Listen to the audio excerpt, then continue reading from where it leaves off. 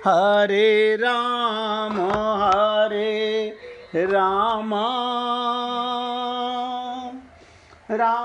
राम हरे हरे, हरे कृष्ण कृष्ण कृष्ण हरे हरे, हरे राम राम राम राम हरे हरे, हरे कृष्ण कृष्ण कृष्ण हरे हरे, हरे राम राम राम राम हरे हरे, हरे कृष्ण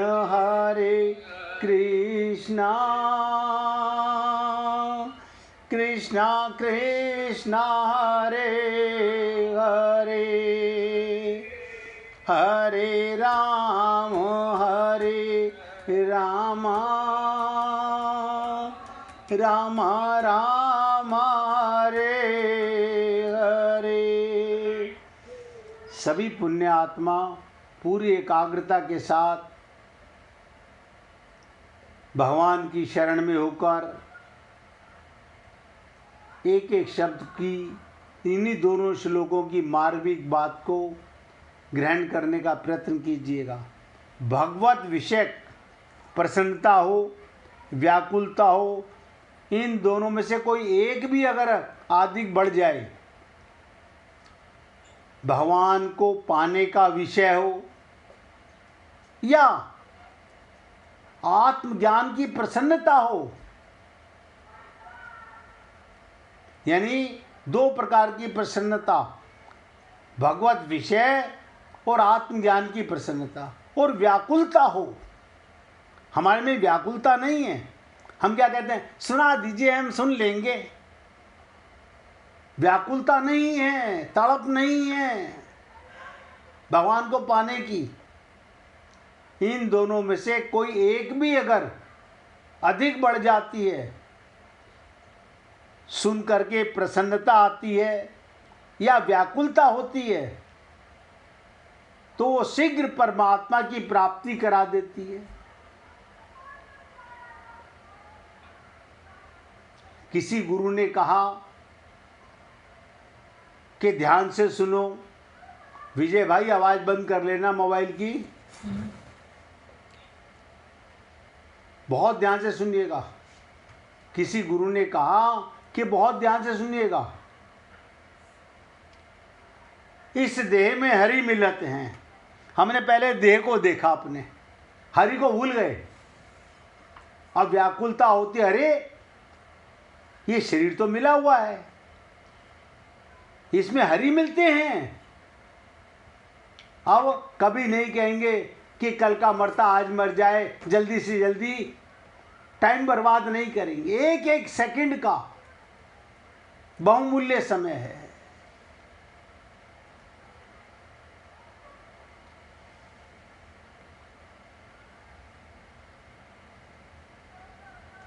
दोनों में से एक चीज हो, प्रसन्नता हो या व्याकुलता हो, तो भगवत प्राप्ति हो जाती है। जैसे भगवान के पास जाती हुई गोपियों को, अब एक एक शब्द ध्यान देना, जब गोपियां भगवान के पास गईं, हाँ, गोपियों को माता पिता, भाई पति आदि ने रोका। जो गोपियां बिना बताए निकल गईं, वो निकल गईं, और जिनको माता पिता ने रोका, भाई पति ने रोका, मकान में बंद कर दिया, उन गोपियों में भगवान से मिलने की व्याकुलता हुई, तड़प हुई, बेचैनी हुई, आग लगी। इससे क्या हुआ? उनका रजोगुण तमोगुण नष्ट हो गया। भगवान का चिंतन करने मात्र से जो प्रसन्नता हुई, उससे उनके सत्गुण भी नष्ट हो गया। बताइए, यानी माया के तीनों गुण समाप्त हो गए।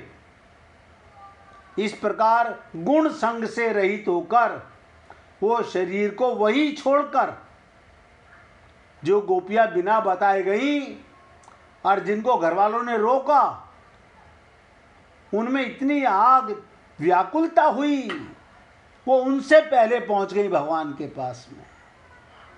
कैसे पहुंच गई? दिव्य शरीर से पहुंच गई, दिव्य शरीर से। व्याकुलता एक ऐसी चीज है, जिसे कहते ना, कोई ऐसी आग लगाए दे, कोई ऐसी आग लगाए दे, दिन दुगनी रात चौगनी विरह वेदना जगाए दे। आप सोचो, कहाँ है हमारे अंदर ऐसी व्याकुलता? हाँ, मिल गए तो ठीक है, नहीं तो कोई बात नहीं, परिवार का तो मजा लूट ही रहे हैं।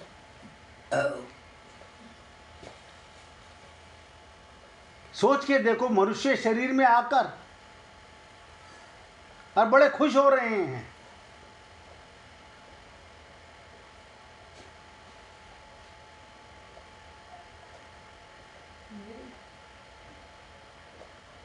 तो मैं आपको इसे निवेदन कर रहा हूं, उन गोपियों को देखो जिनको परिवार वालों ने रोका, उनमें व्याकुलता हुई।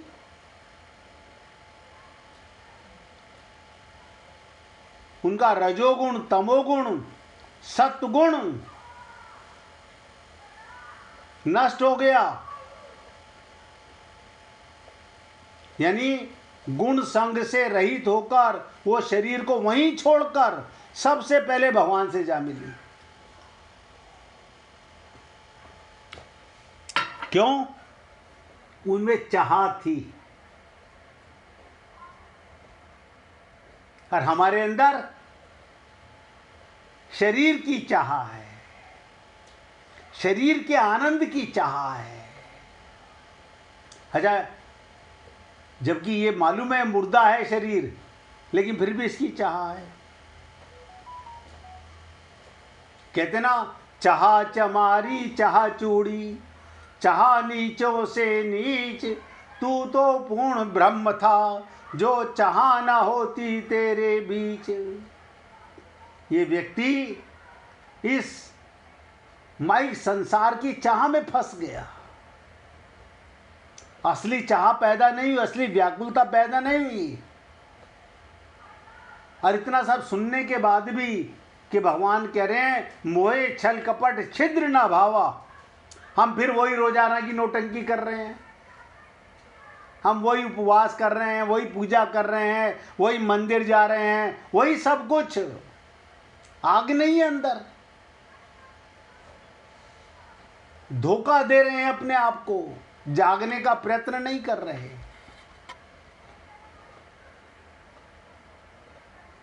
कभी भगवान को स्नान करा रहे हो तो आंखों से आंसू बरसने लगे कि हे गोविंद, आज जाना। जब भगवान को नहलाते हो, जिनके घर में ठाकुर जी विराजमान है, तो सोचना, आज जाना हे घनश्याम, आज जाना, तेरे रुखसार पे तिल का मतलब, दौलते हुस्न पे दरबान बिठा रखा है। तेरी सुंदरता को मैं देख ही नहीं पाया, मैं अपने को कर्ता मानता रहा। मैं भगवान की पूजा कर लूं बस, फिर ये काम करूंगा। अरे बाबा, प्रत्येक कर्म पूजा होनी चाहिए। आप जब भगवान को नहलाते हो, आप कैसे नहला सकते हो? आत्मा तो आप मानते नहीं अपने आप को, आप तो शरीर मानते हो, और शरीर है मुर्दा। ये ज्ञान नहीं है, अंधकार भरा हुआ है। सत्संग सुनने के बाद भी भ्रम नहीं मिट रहा। तो गोपियां सबसे पहले पहुंची, कारण उनमें व्याकुलता थी।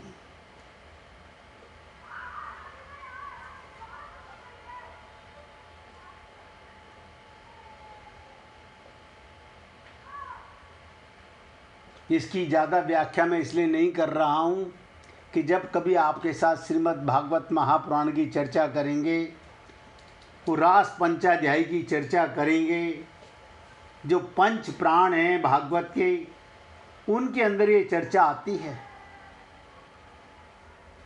कि वो गोपियों में कैसी, परंतु सांसारिक विषयों को लेकर जो प्रसन्नता और खिन्नता होती है, उन दोनों में ही भोगों के संस्कार दृढ़ होते हैं। संसार के काम करने में आज बड़ा मन प्रसन्न हुआ, आज हम दुकानदार को लूट के ले आए।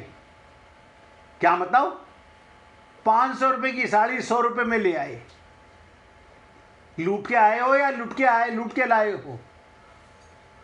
समय कितना बर्बाद हुआ उसकी कीमत ही नहीं है। हम धन की कमाई को धन समझ रहे हैं, हम बहुत चालाक हैं। तो कहने का तात्पर्य है, सांसारिक विषयों को लेकर जो प्रसन्नता और खिन्नता होती है, उन दोनों में भोगों के संस्कार दृढ़ होते हैं, अर्थात संसार का बंधन दृढ़ होता है।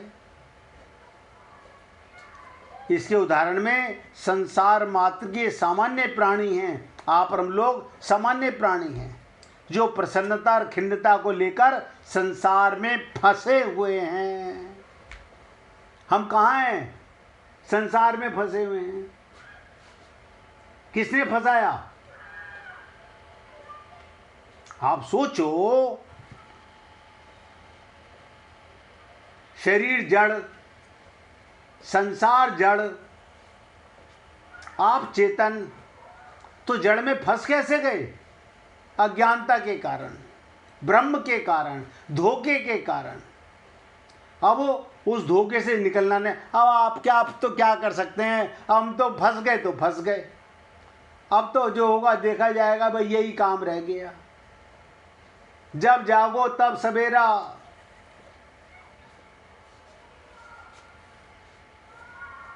इसलिए हे पुण्य आत्माओं, प्रसन्नता में और व्याकुलता में अंतःकरण पिघलता है। भगवान की लीला सुन के भाव बनता है, भाव बनता है। लेकिन हमारे अंदर वो भाव आता ही नहीं।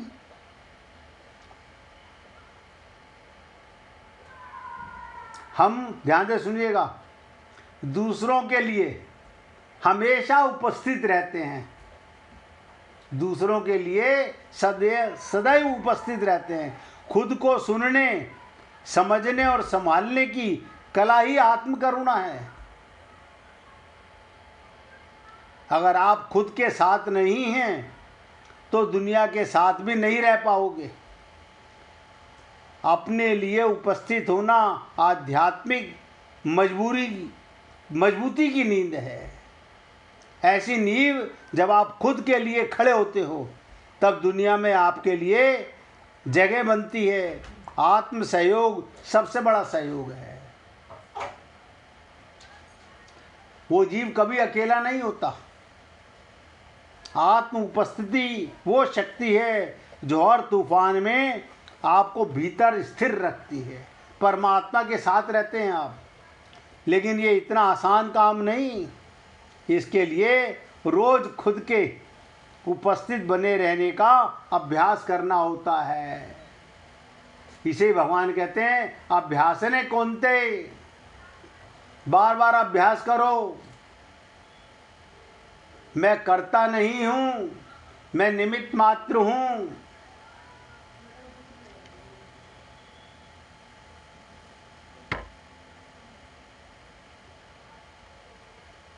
प्रसन्नता और व्याकुलता में अंतःकरण द्रवित होता है। अभी हमारा अंतःकरण रोना नहीं आता, भगवान के लिए रोना नहीं आता। भगवान की लीला सुन के रोना नहीं आता। हमें संसार के काम ना हो, हमें नुकसान हो जाए, उसके लिए रोना आता है।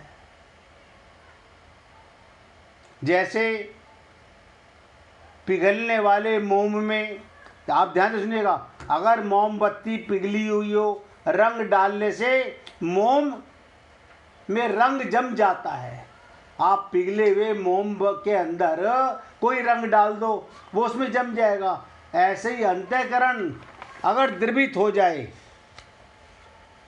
किसी संत के पास जाके भगवान की लीला सुनते हुए, गीता सुनते, भागवत सुनते हुए मोम की तरह हम पिघल जाएं, रोना आए, और उस समय आत्मज्ञान का रंग चला गया तो पक्का रंग हो गया। नहीं, रोना तो नहीं आता, हमारे काम इतने, हम क्या करें, हमें फुर्सत ही नहीं है कि मैं कौन हूं और मेरा कौन है, इसके लिए फुर्सत ही नहीं है। कहाँ उलझे हुए हो?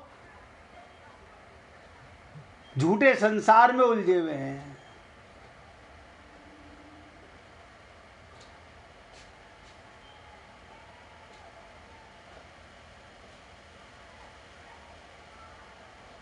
इसलिए निवेदन कर रहा हूं,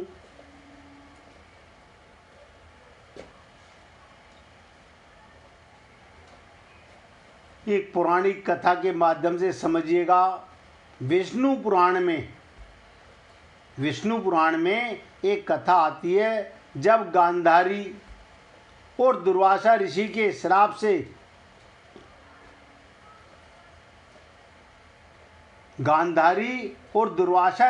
श्राप से यदुवंशियों का विनाश हो रहा था। आप लोगों ने सुना होगा, जब भगवान इस धराधाम से गए, सबसे पहले अपने वंश को खत्म करा के गए। तब भगवान श्री कृष्ण ने अर्जुन को द्वारका से बुलाया और अपने धाम जाने से पूर्व द्वारका की सभी स्त्रियों को, गोपियों को अपने साथ हस्तिनापुर ले जाओ, ये कहा। यानी द्वारिका की सारी स्त्रियों को कहा, तुम अपने साथ ले जाओ। श्री कृष्ण और यदुवंशियों के शरीर का अंतिम संस्कार करके अर्जुन जब द्वारिका से निकले, तो भगवान श्री कृष्ण की आज्ञा मानकर उनके साथ भगवान श्री कृष्ण की कई पत्नियां और वहाँ की द्वारिका की गोपियां, अन्य यदुवंशियों की स्त्रियां भी द्वारिका के अर्जुन के साथ चल दी। द्वारिका से उनकी अंतिम विदाई हो रही थी। इसलिए जिनके पास जो धन था, संपदा थी, वो सब साथ लेकर नगर से निकल गई। और लेके कौन जा रहा है? अर्जुन।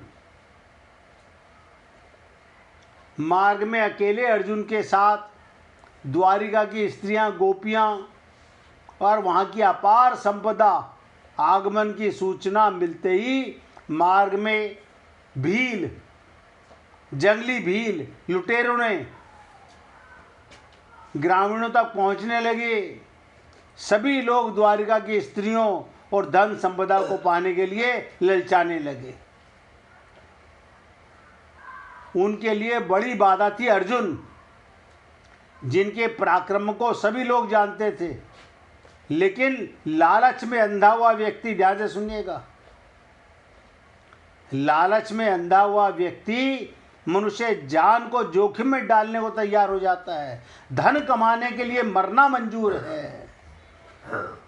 सभी ने मिलकर स्त्रियों और धन को लूटा, स्त्रियों को भी लूटा और धन को भी लूटा।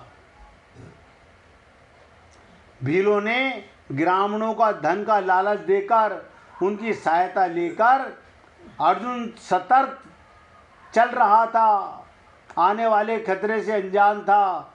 मार्ग में अचानक भीलों ने घेर लिया और स्त्रियों को भी और धन को भी लूट लिया। अर्जुन ने सबको भय दिखाया, आप जानते नहीं मैं कौन हूं, लेकिन किसी पर कोई प्रभाव नहीं पड़ा। अर्जुन ने अपना गांडी उठा लिया और भीलों पर दिव्य बाणों का प्रयोग करना चाहा। अर्जुन हैरान हो गया। अर्जुन बार बार मंत्र बोल रहा है, दिव्यास्त्रों को बुला रहा है, लेकिन दिव्यास्त्र प्रकट ही नहीं हुए। अर्जुन का दिव्य गांडी भी सामान्य धनुष के समान बन गया। महाभारत युद्ध में पूरी कौरव सेना को पराजित करने की अर्जुन हिम्मत रखता था। उनकी शक्तियों को क्या हो गया, आप सोच के देखो। एक एक बाण से अर्जुन भीलों के समूह पर प्रहार करने लगा। कभी अग्निदेव से प्राप्त अक्षय तुनीर बुला रहा है, कभी कोई बुला रहा है, कोई नहीं आया और अर्जुन भीलों से पराजित हो गया। और द्वारिका की स्त्रियों का धन संपदा अर्जुन के देखते देखते सब लूट कर लेकर चले गए। अर्जुन शोक में डूब गया। ये लीला किस लिए सुना रहा हूं? जो धन के लालची हैं, मोह ममता के लालची हैं, वो ध्यान से सुने। अर्जुन शोक में डूब गया और रो रहा है। लुटेरों से पराजित अर्जुन किसी तरह महर्षि व्यास के पास पहुंचा। वो पूरी स्थिति बताई। व्यास जी ने बताया, दरअसल तुम जिस शक्ति की बात कर रहे हो, जो कुछ शक्तियां तुम्हारे पास थी वो तुम्हारी नहीं थी। सारी शक्तियों के स्वामी श्री कृष्ण थे। जब तक तुम्हारे साथ वो भगवान थे, उनकी शक्तियां तुम्हारे साथ थी। उनके जाने के बाद सब शक्तियां भगवान के साथ चली गई।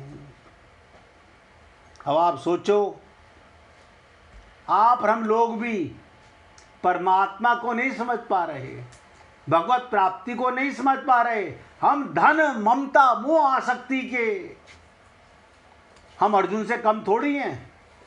हम ये करते हैं, हम ये करते हैं, हम ये कर लेंगे, हम वो कर लेंगे। अगर भगवान की कृपा ना हो, एक नाक की मक्खी नहीं उठा सकते हम। और झूठा अहंकार पाले हुए हैं। 1 मिनट भगवान का कीर्तन करो, फिर ये कथा का थोड़ा सा और प्रसंग सुनाता हूं। श्रीमन्नारायण नारायण नारायण, श्रीमन्नारायण नारायण नारायण, भज मन नारायण।